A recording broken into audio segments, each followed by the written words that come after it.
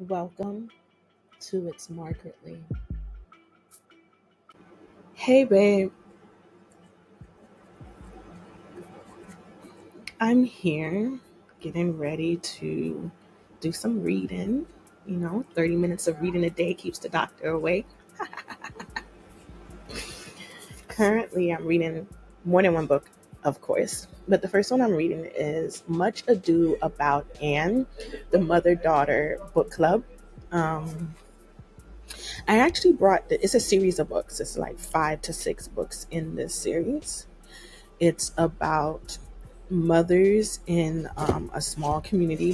They're all living different types of lives, so they're all in a different um, status in the American world, and so they have daughters that all go to the same school together. They've been going to the same school for years, and the daughters were having some issues with one another, so the mothers got together and decided to start a book club where the mothers and daughters would all read the same book, and then they would come together and not only learn about their thoughts and their ideas on the books and how they made them feel, but also learn about the culture and the life of the author.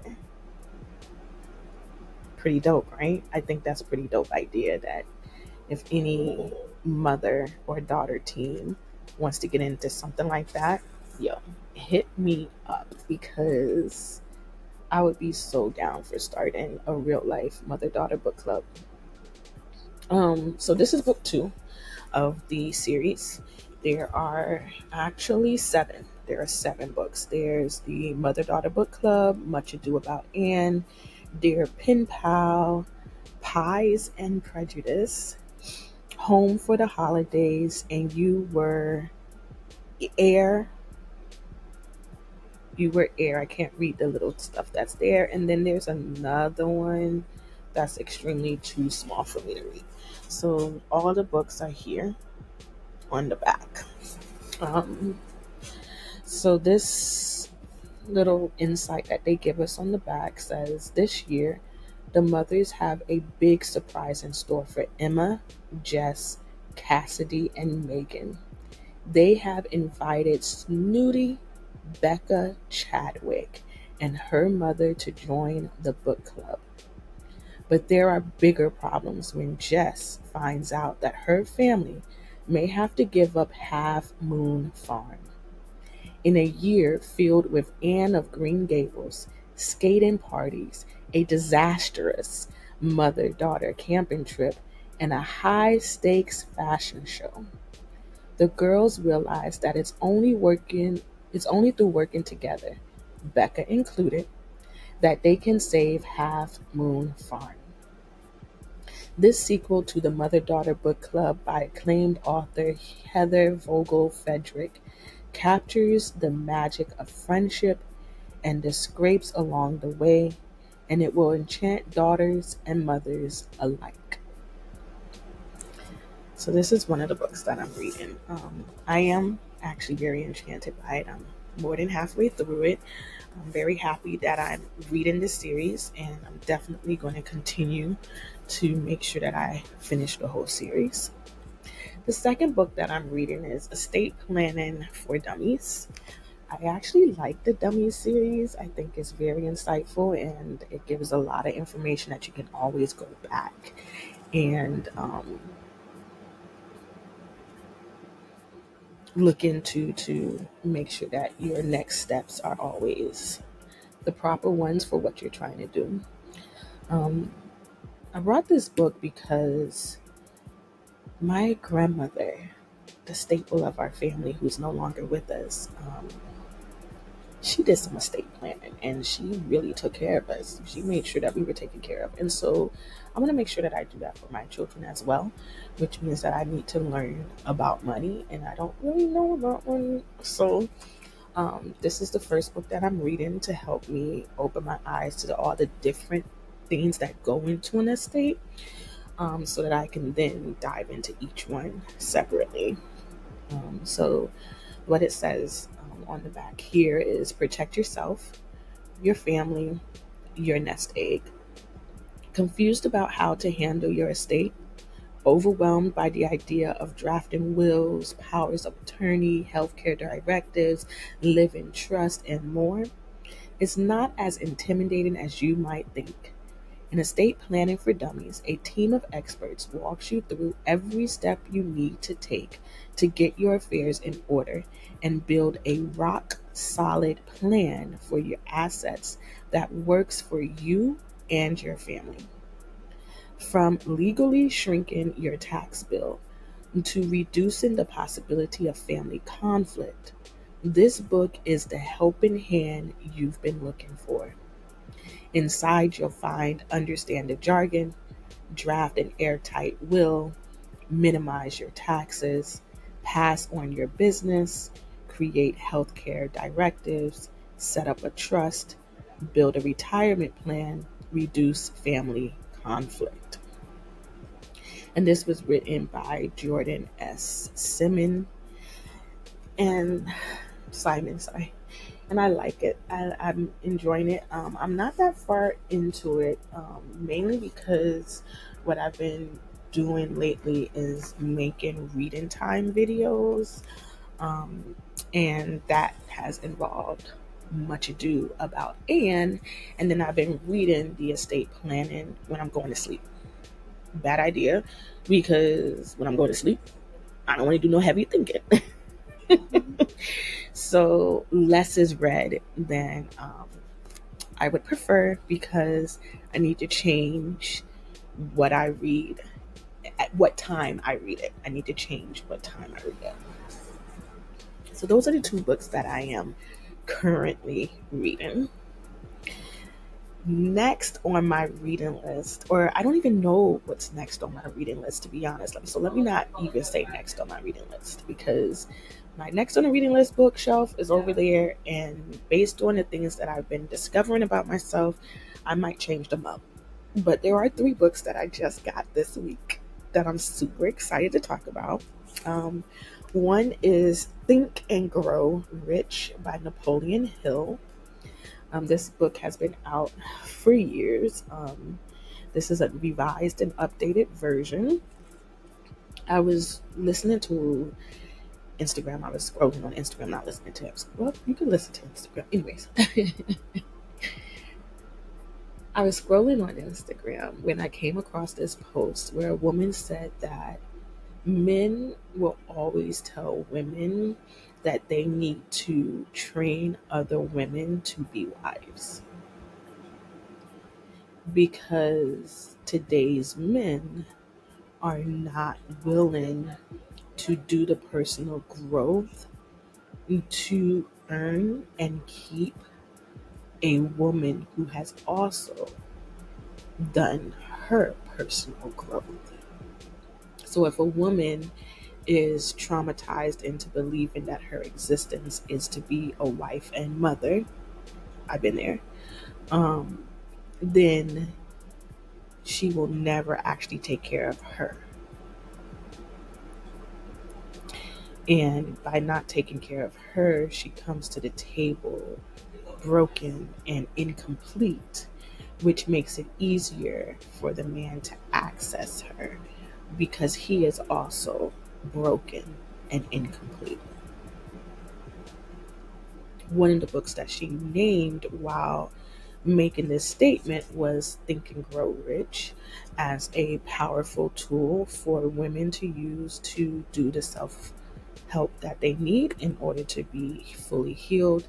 It also coincides with estate planning, I believe, generational growth, and the thought process that we need to be having, the mindset that we need to have. And so I went ahead and I brought it. It states the best-selling success book of all time, now revised and updated for life in the 21st century. Every chapter of this book mentions the money-making secret that has made fortunes for more than 500 exceedingly wealthy people whom I have carefully analyzed over a long period of years. The book contains the secret, which has been put to a practical test by thousands of people from almost every walk of life.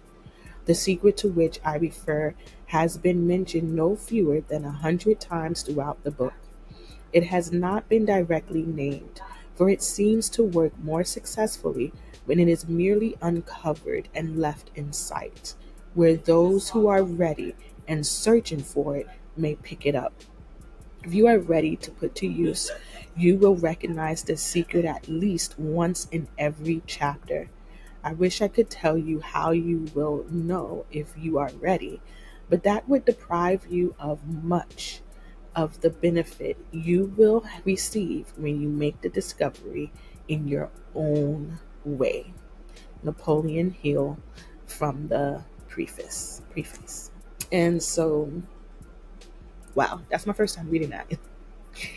And I want to read the book more now because it's so true. There's so much out there, but in everything that's out there, everything is kind of coded. And if you can't decode it, then you stay where you are. And then once you're able to decode it because you're ready to take in that new lesson, that new thing, then you're like, so that's what y'all were saying the whole time? Y'all couldn't just say it? Like y'all had to code it? Like, why couldn't you just give it to me uncoded, you know? But it's okay. I get it. I get it. I get it. I get it. You're not ready until you're ready. And when you're ready, the code becomes easily decoded. So I get it. But now I definitely think that this might be my next book after I finish the estate planning book. So this might be my next one. The other book that I got, because remember I got 3 books, was the 1619 Project. I got this book because I'm an educator, as you already know. And this new theme in education is DEI training, diversity, equity, and inclusion. And in those trainings, you talk about your trauma. If you are Black, brown, Asian, you understand what I'm about to say right now. In these trainings, we re-traumatize ourselves. And as we re-traumatize ourselves, we discover a lot about what we don't know. What we don't know about ourselves, what we don't know about our families, and what we don't know about history. I'm skeptical of this book because this is also a Hulu movie or series or something. I saw something about it being on Hulu, which and then it's also the winner of a Pulitzer Prize and the New York Times Magazine. And I don't know, I just feel like the agenda of America today is all about re-traumatizing us and misguiding us and keeping us uninformed and ignorant, which I absolutely hate because um, I'm from the South, and in the South, we know, we know, it is very, very clear. Up here in the North, though, it's like everything's done under the guise of something else. So they're telling you they're here for you, but in actuality, they're just tearing you down more and more and more. But you're buying into it. You buy into it, or should I say, I buy into it. And then I realize, wait, this isn't doing me any good. This isn't helping me. This isn't doing anything that can actually break cycles within my family. And this doesn't even pertain to me in some ways because I ain't even with that. You know, I'm not with it, nor am I from it. However, just because you don't trust the information doesn't mean that you don't want to dive into it and dissect it and decode it to fully understand what's really, really being said. And there's so much that I don't know that I'm pretty sure will be hinted at in these pages. I'm pretty sure there will be some history secrets revealed through simple statements that just make me say, Hmm. Let me dive into that a little deeper. And I've realized that I've learned a lot of truth by just that right there. It sounds good, but let me research that right quick. And so I brought that book to help me dive deeper into history. I'm not really a history person. I like the storytelling part aspect of history, but I'm not good with names. I'm not good with places. I'm not good with dates. Not my strong suit. That's why I'm an ELA teacher. Um, so I'm trying to start getting into it now because I want to know more about the history, and also because a lot of the history that's being talked about isn't actually my history, because I'm not a native Black American and neither are my ancestors. So I know that there are ways that we were affected by the transatlantic slave trade, but I also know that it's not the same. It's not the exact same as the history of a native Black American, and that shows up a lot in the way that my family communicates and in the way that my family passes down information, and in the information that we actually know, and the information that we find imperative to make sure the next generation knows. And so because of that, I really want to dive a little deeper into it to really figure out, one, um, where where does my family line truly originate from. Like, I know I have some Bahamian, I have some say Virgin Islands in me. However, I know that if we were affected by the transatlantic slave trade, then that may not be our origin. And if that's not our origin, then I really want to find our origin, mainly because this religious journey needs to be made clear.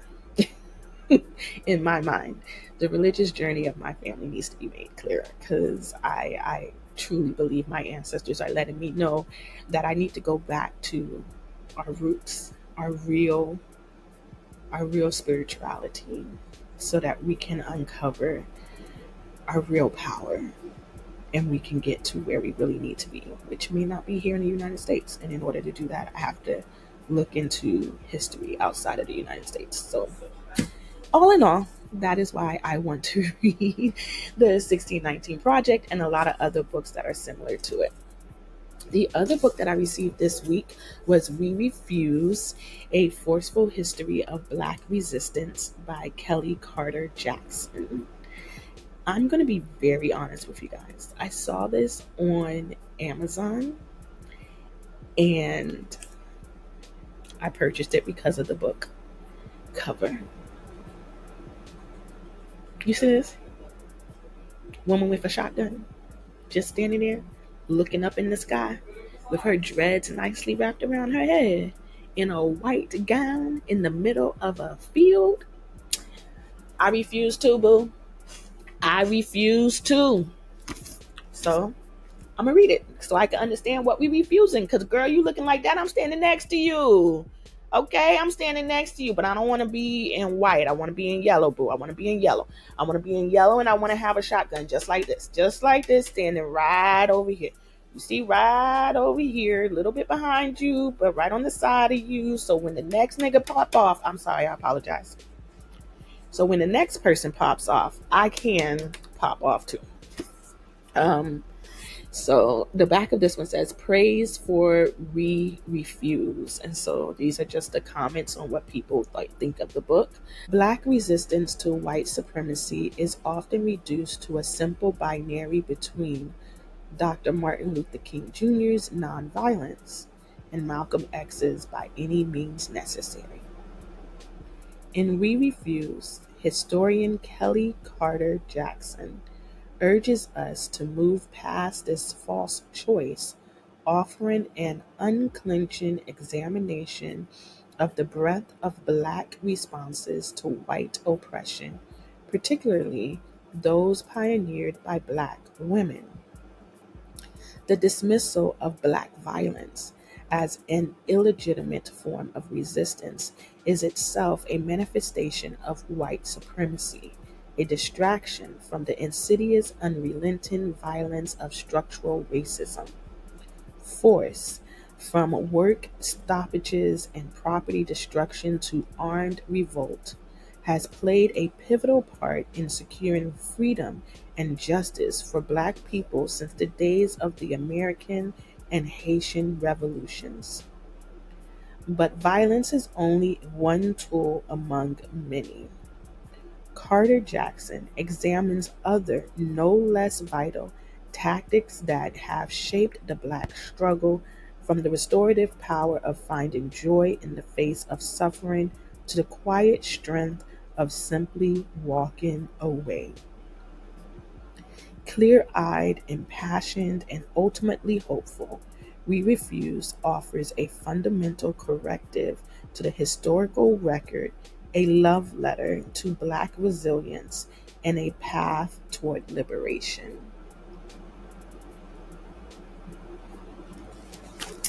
I want to read this. This goes hand in hand with what I was saying about the reason why I want to read the 1619 project. So I'm glad I purchased this one. Yeah. So those are some pretty good books. I'm kind of happy I got them. What's on your reading list?